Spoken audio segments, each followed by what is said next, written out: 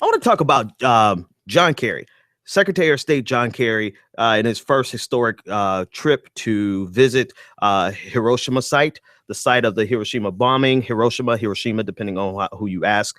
Um, the reason I want to bring this up is because he is the highest level official to visit since the bombing. We have had other diplomats to go, but he is a top official to ever visit. And there are a lot of questions being asked since this weekend, since the G7 summit for foreign ministers, secretaries of states of respective nations of the G7, whether or not President Obama himself was going to come. And John Kerry, in his presentation and laying of flowers and commenting on how sobering and how shocking the scene was, he said that everyone should come visit. And by everyone, he means everyone. And so alluding to President Obama coming to visit. And then John Kerry admitted that President Obama probably would not be able to come visit, or he doesn't know whether or not President Obama could come and visit while he is in office. And that's really the part that I want to talk about. The fact that there's so much political baggage around the president of the United States going to the site of Hiroshima and Nagasaki, where we dropped atomic bombs on them, killing up to 200,000 people, mostly civilians. Because if the president of the United States goes, it gives the impression that we are apologetic for what happened. And there's no way, apparently, the worst thing in the world to do if you're an American is ever to be apologetic for something that you did. It's okay for us to be the best of buddies and the best of allies with Japan now. It's okay for Japan to be one of our top trading partners. It's okay for us to have some cross-cultural exchanges. All of that is okay, but what's never okay, apparently, according to the last 70 years of American politics, what's never okay is for us to give the idea or even the hint that we are apologetic, not to actually offer an apology because Japan has not asked for an apology, but just to give the impression by showing up that we are apologetic. And I was reading that, who was this? From the Boston Globe. I was reading that in the Boston Globe this morning. The Boston Globe has a great international section and a great national section. And then sometimes I do get to the local section. But anyway, I was reading that in the Boston Globe this morning, and I couldn't help but to think how much that is a picture of American politics in general. We are incapable. It is a political liability for us to be willing to admit that we did something wrong. Now, this goes back in part, and if you could listen to the conversation, the Scandinavian Perspective about 2 weeks ago, he was talking about the propaganda around World War II and versus the historical reality of World War II.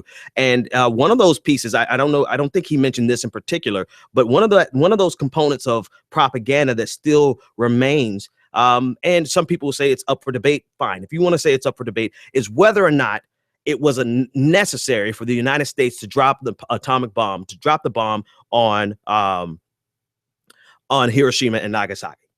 Most people go with the conventional wisdom. The conventional wisdom is we needed to do that in order to not send ground troops into Japan. We needed to cripple them so that they would surrender, and they did surrender. And so most people say we as Americans have absolutely nothing to apologize for because we did what we had to do at the height of the Great War.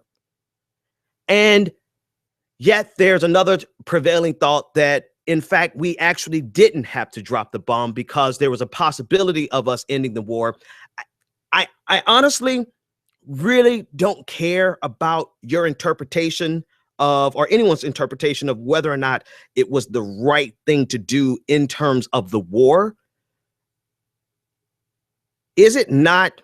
Or the question I want to ask is, why is it so problematic for us to even concede that even if it was necessary, let's go ahead and grant that premise that it was necessary. Why is it so difficult for Americans to say that we killed a lot of people, a lot of civilians, 200,000 people, mostly civilians,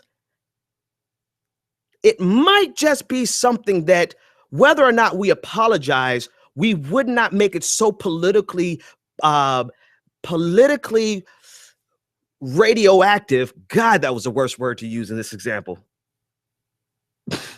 My bad, folks.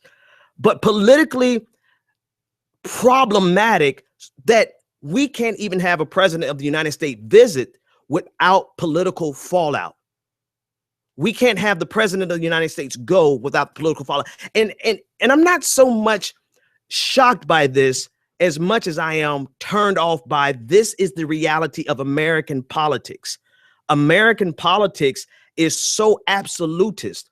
We can never admit to ourselves that we may have made mistakes along our journey. We have to look at America as this perfect union, this perfect experiment in democracy that we never get anything wrong and we never do anything wrong. And if you ever blink for a second and think or admit that you got something wrong, then you have to pay the political price. Because this isn't a question of, I don't even think it's a question of whether it's a humanity question or a humane situation. It's a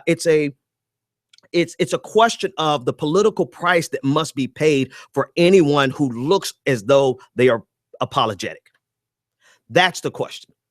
Because, when President Obama came into office, he was doing the apology tour. It's like the worst thing in the world in America. And that seeps down to the primaries that we're in. It seeps down to the conversations between Hillary Clinton and Bernie Sanders. And on the Republican side is whether or not we view our potential leaders and our nation through the eyes of absolutism, where they can do no wrong and the other person is absolutely always wrong. Because if you view the world through those lenses, you, my friend, I don't even know what to call you, but that's the way we view the world, right? We view the world, so many of us view the world through the lens of Hillary Clinton is the devil and Bernie Sanders is Jesus. Or on the opposite side, Bernie Sanders is a criminal and Hillary Clinton, even though she does 10 times as worse as Bernie Sanders on anything else, Hillary Clinton is a saint. And then you go to the conservative side, you have that same exact argument. And at what point can we admit that even the person that we support, even the people that we love, even ourselves, we've made some mistakes, and we cannot be so absolutist where we can't even hint at the possibility that we could be wrong. And that's one of the number one things that bothers me about this primary is that me personally, I've called Bernie Sanders out myself on some issues that really troubled me about his campaign. And there's still some issues that I still call him out on that I think he could be doing better. But then I look on the other side and it's like this perception that the only person that's ever possibly wrong in the conversation is Bernie Sanders, and Hillary Clinton is as holy as the Pope. That's what bothers me about this election. That's what bothers me about this article about John Kerry going to Hiroshima. And it bothers me because it plays right into that American paradigm of we see it as a sign of weakness. To admit that we've done something wrong is a sign of weakness in America. And to me, it's the exact opposite. To never be able to admit that you did something wrong is a sign of weakness. And the person who can admit that they did something wrong or they made a mistake. And I look at Hillary Clinton. I look at Hillary Clinton in regards to the email. If you ask her about her email, deleting 30,000 or even having an email server, a private email server at home, or deleting 30,000 emails, she still will not admit that she did something wrong. Whether it's criminal or not, let's put criminal on the side. She won't admit that she did something wrong that damaged her own run for president of the United States. And that unwillingness to admit that we've done something wrong, and then the contortions that are required for us to justify everything that they do. Right. That's the flip side. When you can't admit that you did something wrong, then you force yourself into contortions to justify everything that they've done. And then that's where you get exactly where we are right now. All of it's connected to me. We get to this place where we are willing to redefine who we are because we can't take a minute and admit that somewhere along the line, we got something wrong. And because we can't, we're too ashamed, we're too proud, we're too arrogant to admit that we did something wrong. We look in the mirror and at the end of the day, and we're something far worse than we ever would have been if we had just admitted that we made a mistake and did something wrong. And I think it's the same exact story for the United States of America. And I think it's the same exact story with Japan. And whether President Obama actually goes over there or not, that remains to be seen. But that's that story.